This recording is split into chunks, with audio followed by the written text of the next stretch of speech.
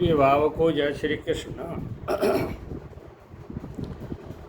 आज मैं उस रेखा के बारे में बताना चाह रहा हूँ कि पति या पत्नी में से अचानक किसकी मृत्यु होती है।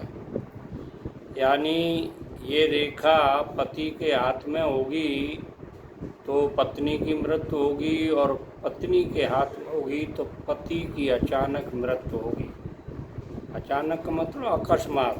ठीक है, देखिए कौन सी ऐसी रेखा होती है जिसके कारण दोनों में से अचानक किसकी मृत्यु होगी।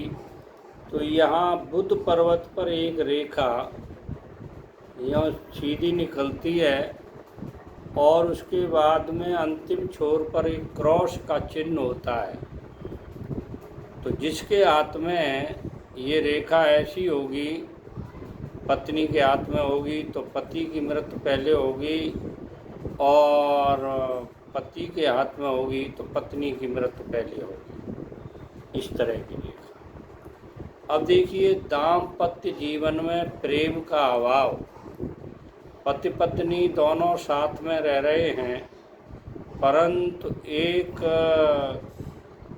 पूर्वी किनारे पर है, एक पश्चिमी किनारे पर है। दोनों के विचार आपस में नहीं मिलते, और विचार नहीं मिलते तो दाम्पत्य जीवन में प्रेम का अभाव हो जाता है। यानी एक जना सुबह कहता है तो एक जना शाम कहता है, एक जना कुछ किसी बात को कहता है तो उसका विपरीत दूसरा जवाब देता है। इसे कहते हैं दाम्पत्य जीवन में प्रेम का अभाव। तो इसके लिए कौन सी रेखा होती है मैं बताऊं आपको। हृदय रेखा पतली हो और असामान्य हो, पतली हो और असामान्य, कहीं से थोड़ी टूटी फूटी भी हो, ऐसी रेखा अगर किसी के हाथ में है तो उनके दाम्पत्य जीवन में प्रेम का अभाव होता है। यानी दाम्पत्य जीवन में प्रेम नहीं होता।